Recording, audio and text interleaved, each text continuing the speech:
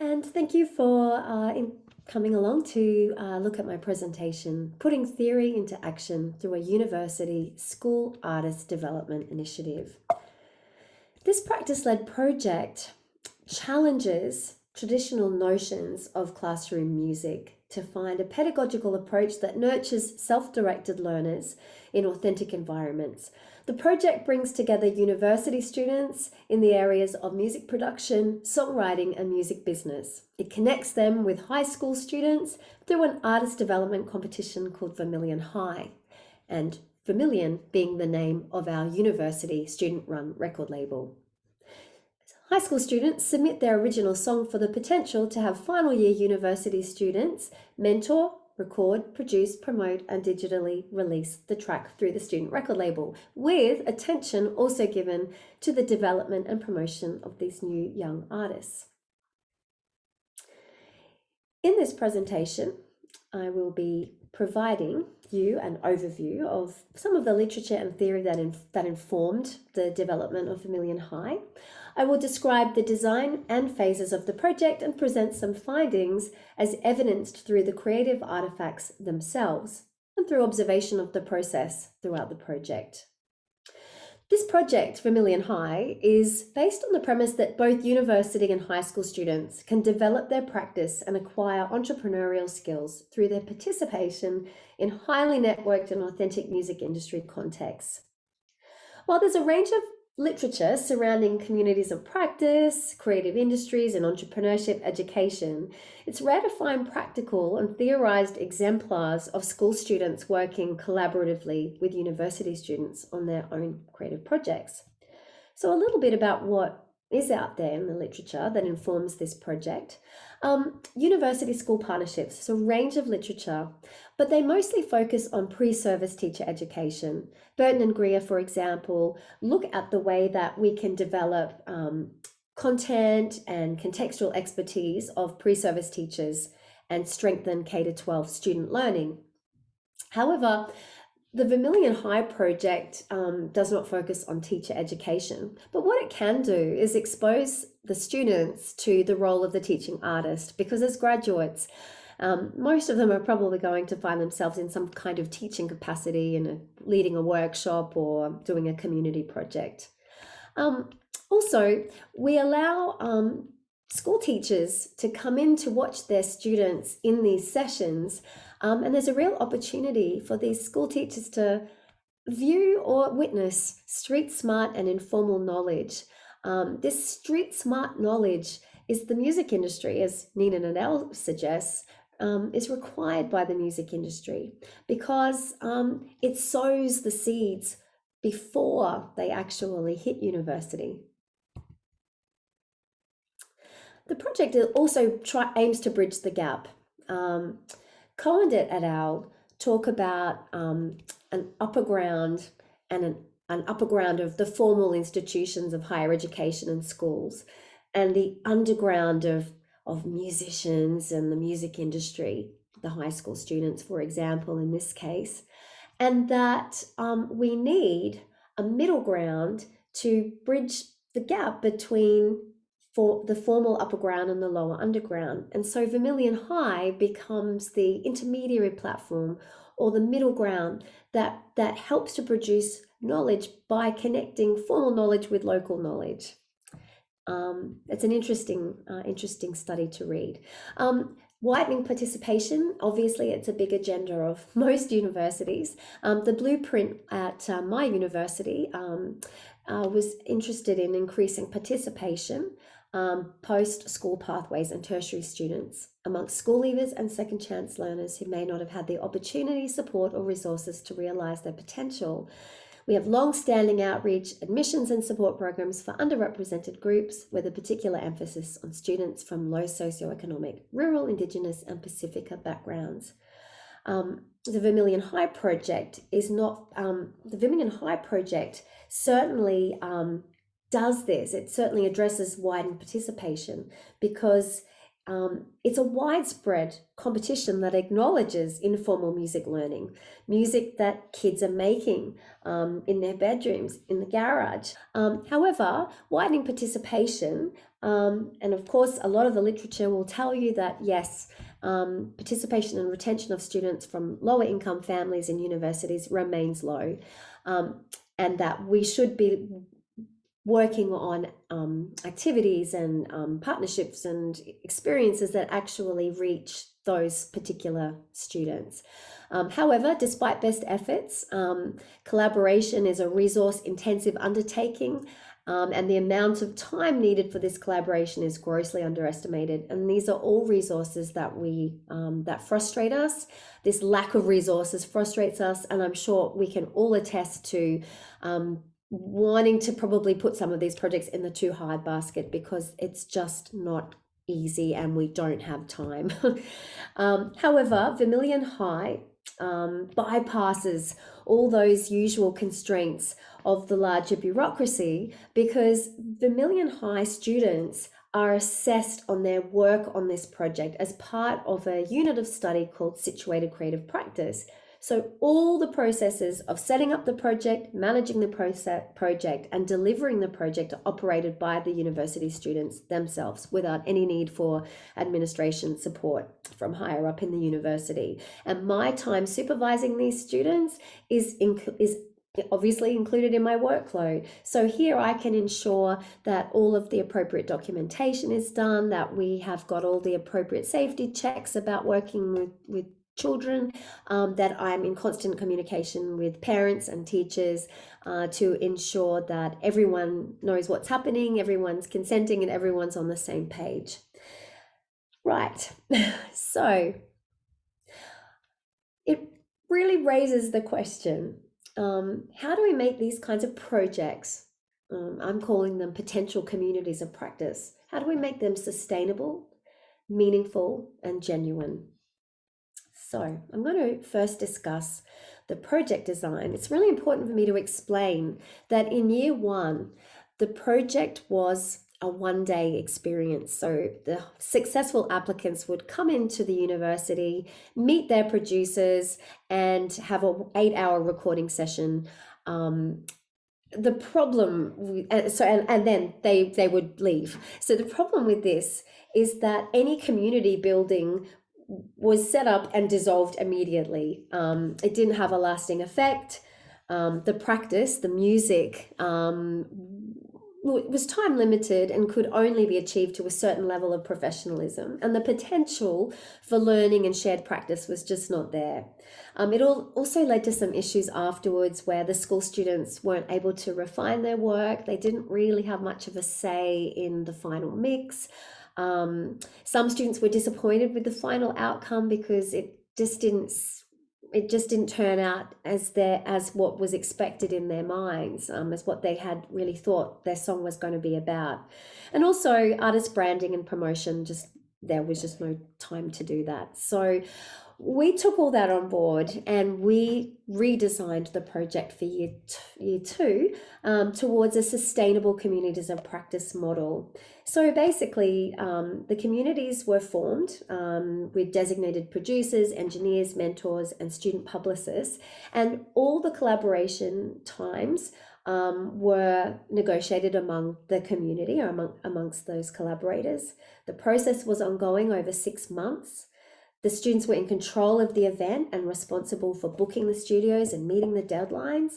The deadlines were managed by a student project manager. The school students had time to develop their song, and everybody was involved in the development of that song because the university students were also helping to produce and create and mentor that track with the students. And due to that long kind of sustained practice, 6 months, we could see that it was really leading to a high quality output and also greater exposure and publicity.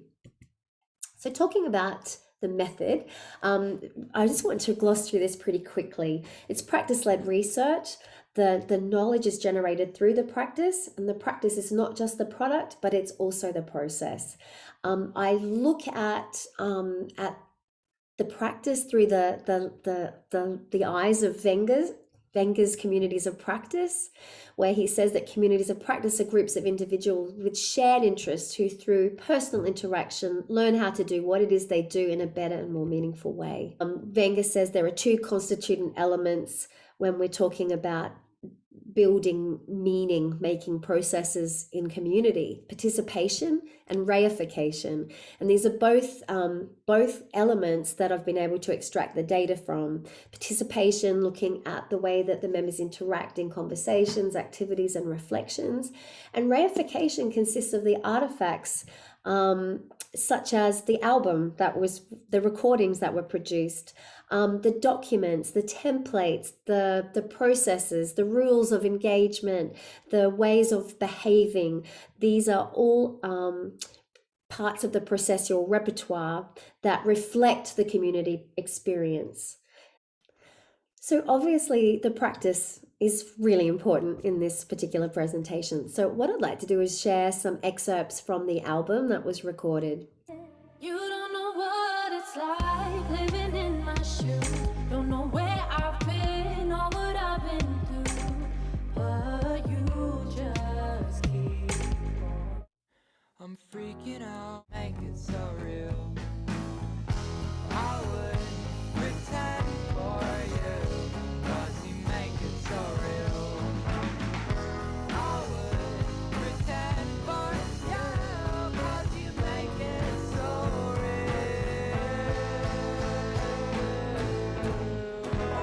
You thought that it was fine when you invited me to your house and everybody else was already wrong. Let's not talk about it. That's what you said, but I know that I probably doubt it. All your friends, yeah, they hate me, won't forget about it. You love to talk, but I know that I'll get around it. Girl, I'm praying. I know. From all your problems that I couldn't see, because I was blinded by what I thought was love. Never again. Que somos cuando nuestro cabello fica grisado. Ya somos nosso ele.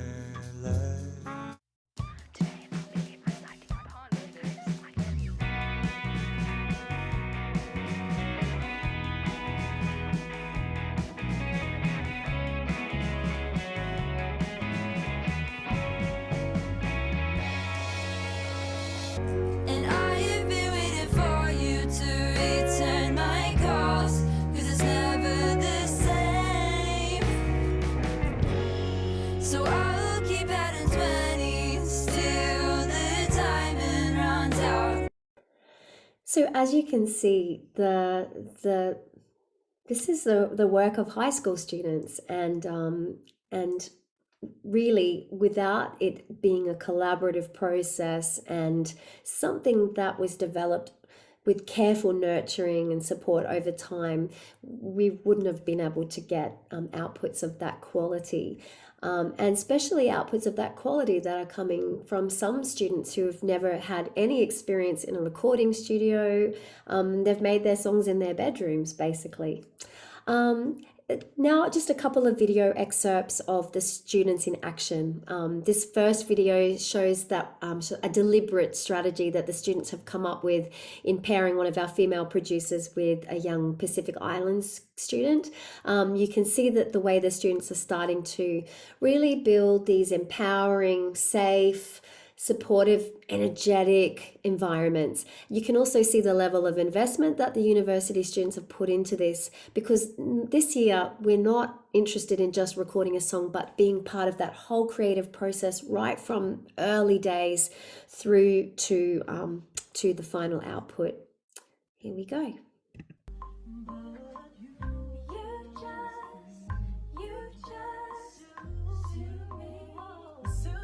Yeah, that's sick.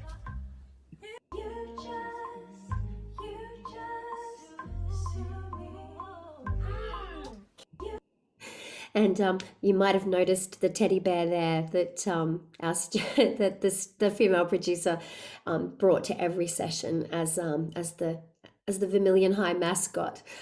Here's another video. Keep on coming back, and I keep on letting you take all I have. I don't know why I let you do what you do. Okay, so as you can see, here we have some more examples of reification of what the community was the community was experiencing through the creation of templates and resources and what I call the processual repertoire. These are the things that put the stamp on the community, that really reflect the growing professionalism and of course enable sustainability, because these documents, these artifacts, these ways of behaving, these rules of engagement become part of the Vermilion High project. So as you can see here, some initial templates designed for the initial pre-production meeting with the high school students, different types of questions that they can use to start that very first meeting, and some of their again, their templates around organizing an event such as this, anywhere from how to set up the space for when the high school students arrive, to lunch, to what we're going to be doing at the different meeting stations, and what we do when we tour the facilities, etc. The students learned how to critique and give feedback to the school students. And as you can see, the feedback here is really positive and constructive and detailed. And if you imagine 10 students doing this, every student's getting pages and pages of ideas and feedback. I loved this. I'm really enjoying the vocal melody. I think the harmonies are lovely. They can be a bit overused, makes the song feel busy. Let's work on, let's make sure that we work on the transitions. This is a great track, a really great start. And some teachers emailed me to say, to just give their input on how the university student feedback was taken. For example, one teacher says, "I've some really excited boys emailing me this afternoon. The feedback that they've been given is amazing. Please thank the students for being so generous with their time."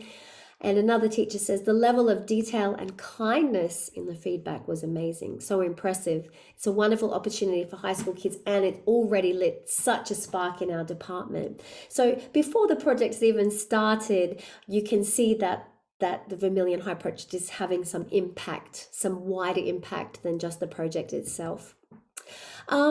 Sustainability through promotion of safe, supportive, positive workplace. The university students, as I mentioned, have really were developing ways of being, ways of negotiating practice, ways of creating supportive, nurturing environments. And you can see in these couple of online chat messages with some of the different communities or some of the different collaborations happening, the way that the high school students felt so safe to speak up about the work, which didn't happen in the first year. One of our uni students says over here, "In my opinion, the softer vocals at the start are great. It leaves room for the track to progress." And the student has come back and said, "Yeah, I understand that, but my main issue is just the vocals sounding a bit shaky." And then over here, and another one of the university students says in another collaboration, "I just did a more intense master on it, made the transients smack a little harder." And the high school student comes back with, "Yeah, sounds amazing, man. Can't wait to see this song released. Thanks to all for making taking the track to where it is now." Again, this kind of interpersonal communication, this nurturing the environment, really makes the community sustainable, because everyone keeps coming back and keeps investing and keeps pushing to make the product as best as it can be. And this congratulatory type of messaging was happening all the time, after sessions, after the release, after the live performances. And also just this idea that the practice is a shared practice between the university students and the school students. The uni student says, thinking of cutting the 8-bar intro makes more sense, makes it more concise. The high school student comes back with, yeah, I definitely like it, better without the intro, great idea, but maybe scratch the harmonies at 105, etc. So as you can see, that shared practice. So what can we learn from this project? Well, if I was to make recommendations for how this project would continue to proceed in the coming years, it needs to be designed that with an approach that values the knowledge and expertise that resides within the student's own network. The students should develop their own projects based on interest and action in authentic contexts. They should be able to set their own goals and objectives. Let them work on how the community operates. Let them decide the type of vibe and energy that community is going to have. Students can construct new knowledge through the pooling of resources and the sharing of knowledge. And the community will be sustainable if given the flexibility and time to build that level of trust and reciprocity.